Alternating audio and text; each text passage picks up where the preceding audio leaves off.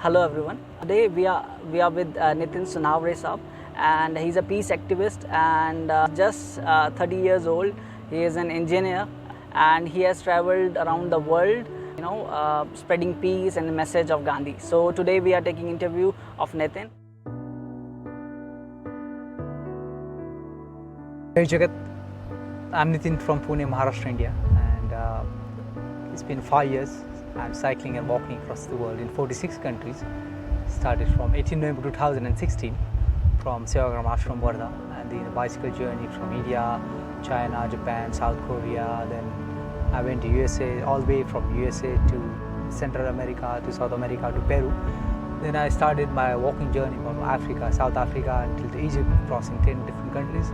Then I celebrated 150 years of Gandhiji in London Parliament Square, and then walked through Germany, Spain, Portugal, Turkey, Georgia, and my last country was Afghanistan. And just recently I back home 3 months ago, 1st of July, from Afghanistan, and did a peace journey in the northern states until Leh Ladakh and down south to Uttarakhand, Uttar Pradesh, Haryana. And my journey was to share the life and the message of Mahatma Gandhi. So I found the Gandhi's idea is so powerful, and if you see the human history after India's independence, the whole way to do a revolution, it's morally and it's become very normal to fight with non-violence. You just go Africa, you go America, you go Europe, everywhere across the world there is a non-violence action to fight for justice, inequality, and for peace.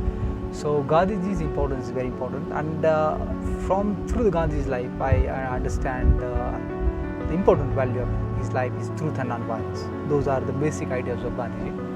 And so when I was 17 years old, I left my home in search of truth with inspiration of Gautama Buddha.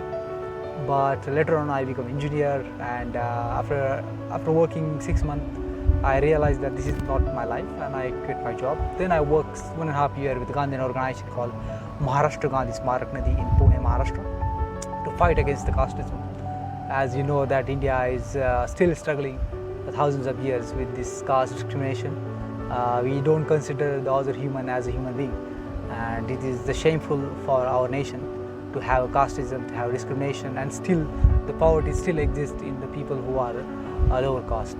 So Gandhiji did a great work in this field as well. As Harijan Sevak Sangha, he started in 1932. Along with Bapu Kuti, he also fought against the casteism. So as India, so through my work, I realized the importance of Gandhiji, and I travel across the world, going without money, staying, knocking the doors of unknown people, staying with them. People offer me food, they offer me the fund to get my visa, flights. So people across the world support this journey for 5 years. And this is the very important message, as Gandhiji says, we must believe in humanity, because humanity is like ocean. Few dirty drops cannot make ocean dirty. So this is the primary step to achieve peace. If you don't have hope, if you don't have a peace of mind, there is no peace. So what I realized at the beginning of journey, maybe I don't know what is a peace, but through my journey, when I think about peace, I realized that peace is not just like one thing. It is what I divide peace in the 3 parts. One is the mind, like how we can cultivate the positive, peaceful mind along with our physical body.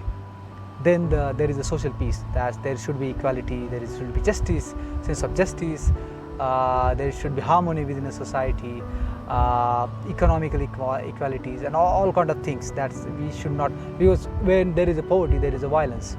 So this is Gandhiji said, this is the worst kind of violence to having poverty. Then there is the third stage, like within that stage also the nation, like we are still struggling with our neighbors like China or Pakistan, India, Pakistan, China. So this is the big problem within a nation, internationally, state, these kind of problems, and these all are human-made problems. And the third one is the environment, how we can take care of environment. So Gandhiji did all this kind of work in his one life. He was minimalistic, his idea was so minimalistic. And nowadays people think is Gandhiji all about old people. So my friend, how he accept the Gandhiji at this early age. So it's a shocking, because people don't understand, and it's all across the world, not all across the world, I think so, especially in India. Across the world, a lot of young people who read in Gandhiji's his book, and they get inspiration. Most of the international prime ministers, like in America or any across the world, they have their member of parliament, they read book of Gandhiji. This is like, I think so most of the people across the world who are in politics, they read because this is the book of morality.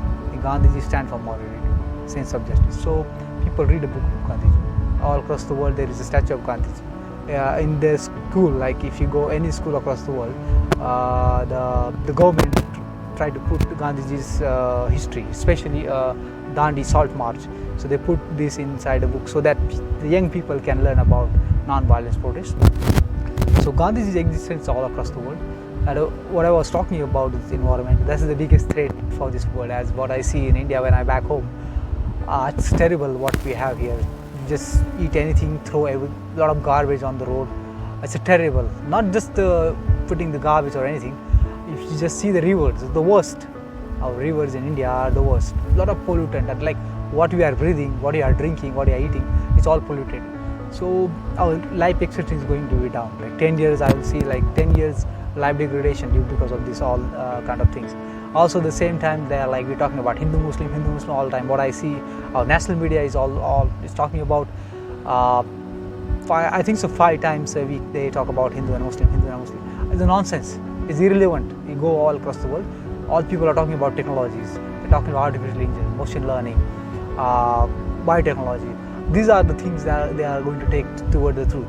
The religions are getting like very old. Like what the religious people think about, like if they think that what they think, like if someone is Hindu, he think only 5,000 years of human history. If someone is a Christian, he think 2,000 years. If someone is a Muslim, he think about 1,400 years. So the religious people, they only think about this small portion of human history. As the human history, if you see, it doesn't start from human history. It starts from whole human, at the start of universe. The history of humanity start at the beginning of universe. So we must think from that point, and then we can see the reality very clearly.